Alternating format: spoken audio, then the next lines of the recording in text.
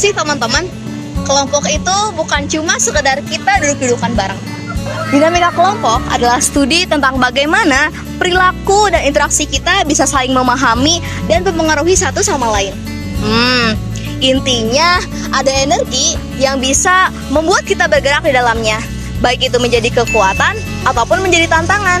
Nah, tanpa dinamika kelompok yang sehat, kelompok hanya sekumpulan orang yang tanpa tujuan.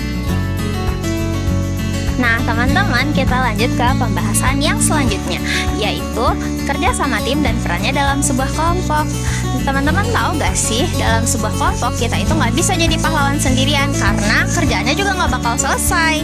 Nah, peran dalam sebuah kelompok itu ada apa aja sih? Yang pertama itu ada leader. Leader itu tugasnya untuk memimpin sebuah kelompok dan juga untuk menyelesaikan sebuah permasalahan yang ada di kelompok dan mengambil jalan tengah. Lalu yang kedua ada thinker. Thinker itu yang punya ide-ide brilian untuk mengeksekusi sebuah permasalahan atau permaterian. Yang ketiga itu ada editor. Editor itu berfungsi sebagai eksekutor dan juga mengedit jalannya sebuah materi agar terlihat lebih menarik. Nah, teman-teman, dalam kerja sama kelompok ini tuh bukan tentang siapa yang paling hebat, tetapi bagaimana yang saling melengkapi agar bisa melengkapi satu sama lain dan mempunyai tujuan yang sama. Teman-teman, sebuah tim yang hebat itu tidak terbentuk dalam satu malam saja. Mereka melewati berbagai macam tahapan, yaitu ada performing, ada forming, storming, norming, dan transforming. Teman-teman masih ingat gak apa arti satu-satunya? Simak aja video sebelumnya ya. Sama kalian bayangin kalau misalkan tim itu tuh kayak magnet, kohesivitasnya itu kayak kekuatan tarik-menariknya. Jadi seberapa kuat si anggota itu kayak bilang, ini tim gue banget. Maka makin solid ikatannya, makin pada punya tanggung jawab atau kepercayaan yang bisa saling support antar satu sama lain.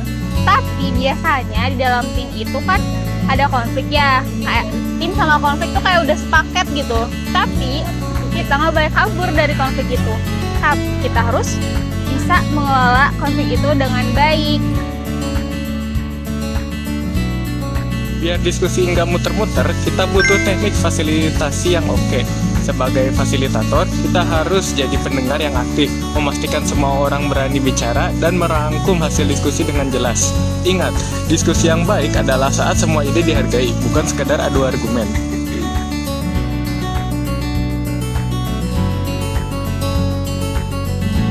Selanjutnya itu ada Johari Window. Teori itu ngejelasin bagaimana cara kita mengenai diri sendiri dan bagaimana pandangan orang lain terhadap kita. Nah, teori itu penting banget ada dalam sebuah kelompok.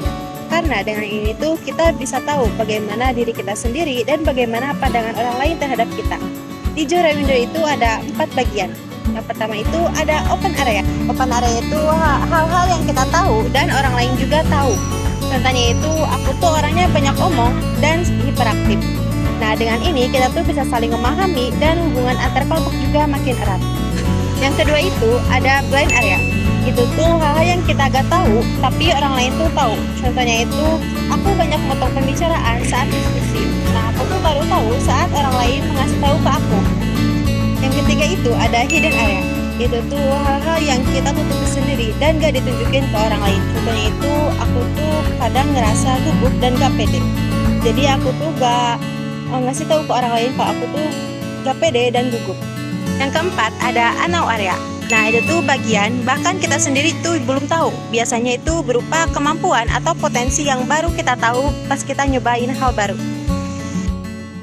Kepemimpinan adalah salah satu kemampuan seseorang untuk memengaruhi dan mengarahkan orang lain untuk mencapai tujuan bersama. Adapun beberapa gaya kepemimpinan yang umum digunakan. Salah satunya kepemimpinan laissez-faire. Nah, kepemimpinan laissez-faire ini memberikan kebebasan kepada setiap anggotanya untuk bekerja. Dan juga ada kepemimpinan transformasional. Nah, kepemimpinan transformasional ini tuh memberikan motivasi dan juga menginspirasi anggota timnya. Selain itu, terdapat gaya transaksional yang berfokus pada aturan, penghargaan, dan hukuman. Serta ada juga gaya situasional yang menyesuaikan cara memimpin dengan kondisi timnya. Kepemimpinan birokratis. Nah, kepemimpinan birokratis ini berpegang pada aturan dan juga gaya karismatik yang mengandalkan daya tarik serta kemampuan komunikasi pemimpin. Jadi, gaya kepemimpinan itu memiliki kekurangan dan juga kelebihannya masing-masing. Nah, itulah tadi adalah 11 video pembelajaran dinamika kelompok. Sampai jumpa di pertemuan berikutnya. Dadah!